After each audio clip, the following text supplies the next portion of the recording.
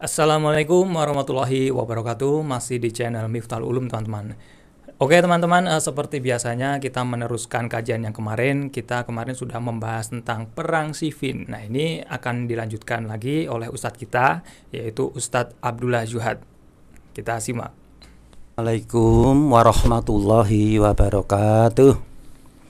Bismillah, alhamdulillah, wa syukrulillah, wassalatu wassalamu ala rasulillah, wa ala alihi wa sahbihi wa mawalah, amma ba'du.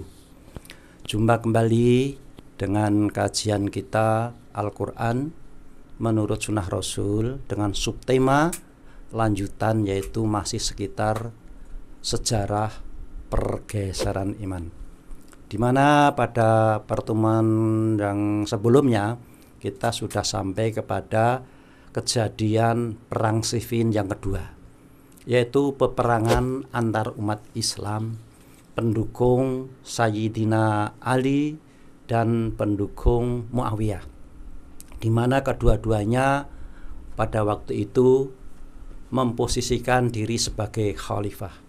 Jadi dalam periode itu ada dua kekhalifahan, yaitu Khalifah Sayyidina Ali dan Muawiyah bin Abu Sufyan. Sehingga sempat terjadi dua kali peperangan, yaitu peperangan Siffin yang pertama maupun peperangan Siffin yang kedua. Kalau ada pertanyaan penyebab perang Siffin itu apa? Ini sebenarnya fokus kajian yang saya sampaikan ini adalah bukan masalah penyebabnya. Seperti kemarin kita jelaskan bahwa Muawiyah merasa lebih berhak menjadi khalifah dibanding Ali.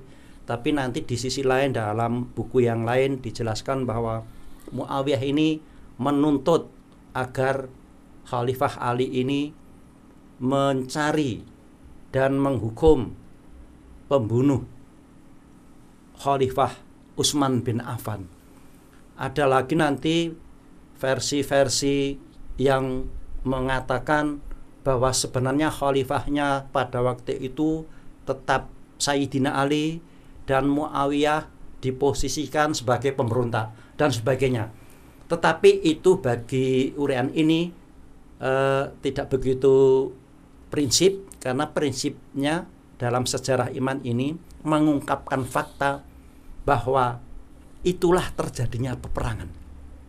Jadi apapun motifnya, maka sejarah sudah membuktikan bahwa peperangan Perang Siffin 1 dan 2 itu adalah peperangan yang pertama kali terjadi antar umat Islam. Jadi fokusnya itu. Sehingga apa yang dikatakan dan dikhawatirkan Nabi Muhammad SAW dalam suatu hadisnya bahwa umatku besok akan menjadi pecah belah menjadi 72 atau 73 golongan, ini mulai terbukti. Kemudian prediksi Al-Quran dalam surat Ali Imran 144 yang kemarin saya ungkapkan juga terbukti. Wa ma Muhammadun illa rasul qad khalat min qabli rusul afa imata au qutila inqalabtum ala aqabikum, dan seterusnya terbukti. Apakah kalau Muhammad Rasulullah meninggal kalian akan balik lagi ke belakang? Jahiliyah, terbukti. Jadi dalam sejarah iman ini fokus saya adalah ingin membuktikan bahwa sabda-sabda Rasul, ayat-ayat Allah ini mulai nampak, mulai muncul fakta-faktanya. Nah, jadi kembali kepada peristiwa antara Ali dan Muawiyah. Setelah terjadi perang Siffin yang kedua ini, kemudian kedua belah pihak sepakat untuk mengadakan perundingan di Daumatul Jandal. Sehingga perjanjiannya, perundingannya ini dikenal dengan perundingan atau perjanjian Daumatul Jandal. Ya. Di mana dalam perjanjian ini kedua belah pihak sebenarnya sudah sepakat, yaitu siapa? Ali yang diwakili oleh Abu Musa al-Asy'ari, seorang tua yang alim, akan mewakili Ali dalam perundingan tersebut. Kemudian Muawiyah mewakilkan Amr bin As, yaitu panglima perang sebenarnya sebelumnya. Itu yang akan mewakili Muawiyah. Dalam perundingan itu maka dikumpulkan semua pendukung Ali dan pendukung Muawiyah, dikumpulkan, kemudian dibuatlah semacam mimbar atau panggung. Nanti wakil dari Sayyidina Ali, yaitu Abu Musa, akan naik panggung atau mimbar, yang dalam kesepakatannya nanti Abu Musa akan memakzulkan Sayyidina Ali dari kekhalifahan. Setelah itu nanti disusul Amr bin As, juga akan memakzulkan kekhalifahan Muawiyah. Sehingga rencananya nanti dalam pertemuan akbar, dalam perjanjian Daimatul Jandal itu, khalifahnya vakum. Nah, baru nanti setelah kedua-duanya sebagai khalifah mengundurkan diri, baru diadakan ya semacam referendum lah, atau pemilu lah kalau kita sekarang, untuk diserahkan kepada umat Islam pada waktu itu untuk memilih siapa pemimpin khalifah yang dikehendaki. Nah, itu rencananya. Betul, begitu umat Islam sudah berkumpul, baik pendukung Muawiyah maupun pendukung Ali, kemudian Abu Musa sebagai orang tua dipersilahkan naik ke mimbar lebih dulu oleh Amr bin As. Silahkan Bapak Abu Musa untuk maju ke mimbar, ya. Ya, singkatnya, kemudian Abu Musa sesuai kesepakatan naik mimbar, ya. Intinya Abu Musa atas nama Sayyidina Ali mengundurkan diri sebagai atau dari jabatan khalifah. Ya, kurang lebih demikian.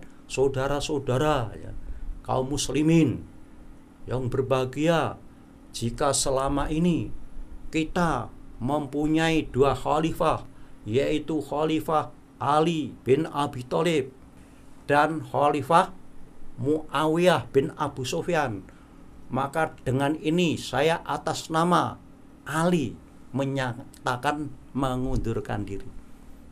Jadi intinya Abu Musa ini menyatakan, memakzulkan Ali sebagai khalifah. Dengan demikian, malam ini, saat ini, Ali bin Abi Thalib mundur dari jabatan sebagai khalifah.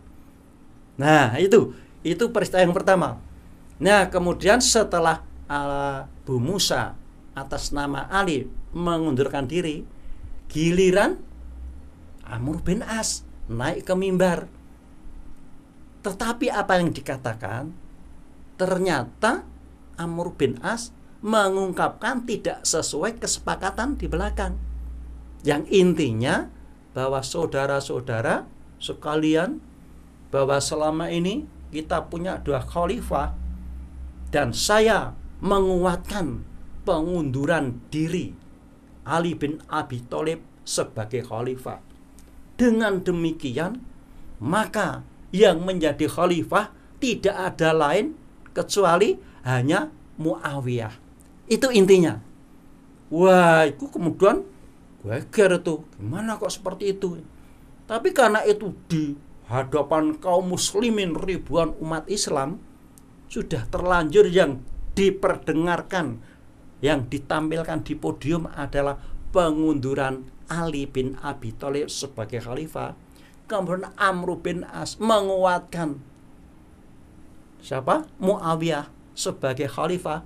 Nah, maka kubu Sayyidina Ali nggak bisa berkutik. Wah, maunya kan mau berontak, wah gimana ya, sudah, kita sudah kalah ya. Taktiknya sudah kalah, itu istilahnya. Maka sejak itu Ali bin Abi Thalib sudah menerima karena sudah mengundurkan diri. Nah, kemudian tinggal Muawiyah ini sebagai khalifah. Nah, disinilah awal mulanya.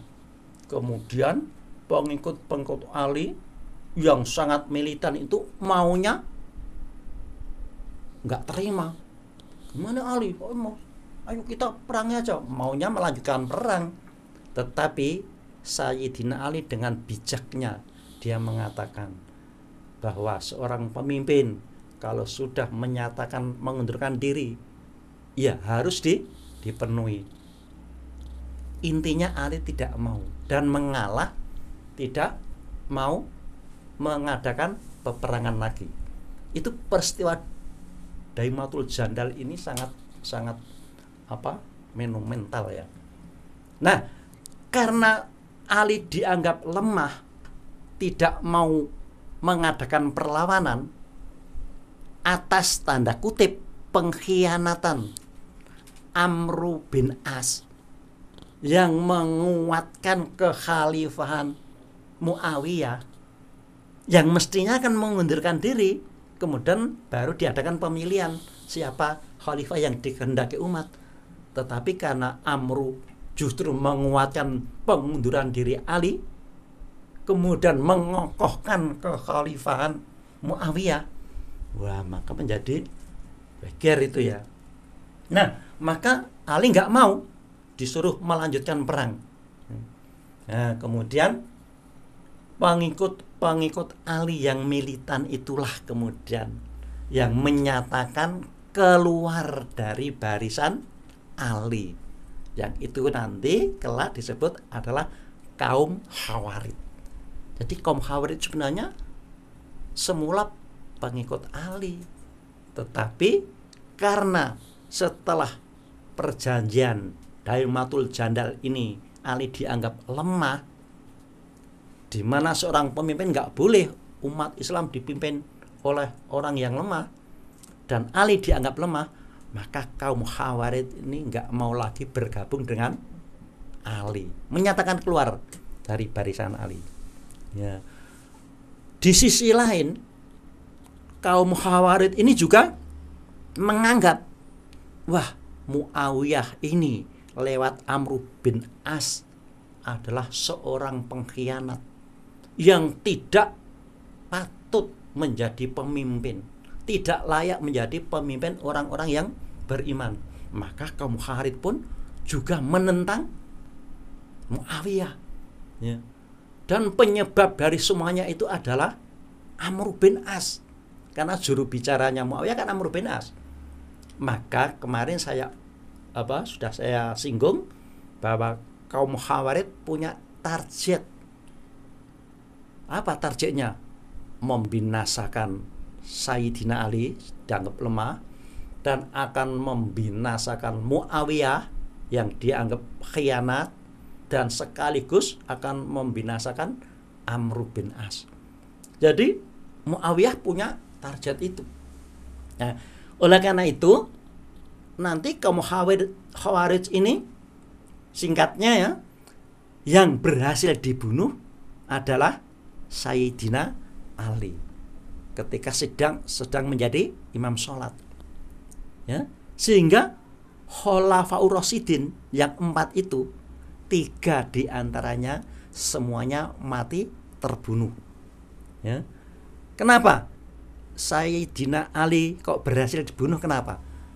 Karena setelah tidak menjadi khalifah, Sayyidina Ali kan tetap menjadi imam sholat di masjid, tidak ada pengawalan, tidak ada penjagaan. Maka orang-orang Khawarij yang sudah mempunyai niat yang tidak baik, mudah begitu saja membunuh Sayyidina Ali.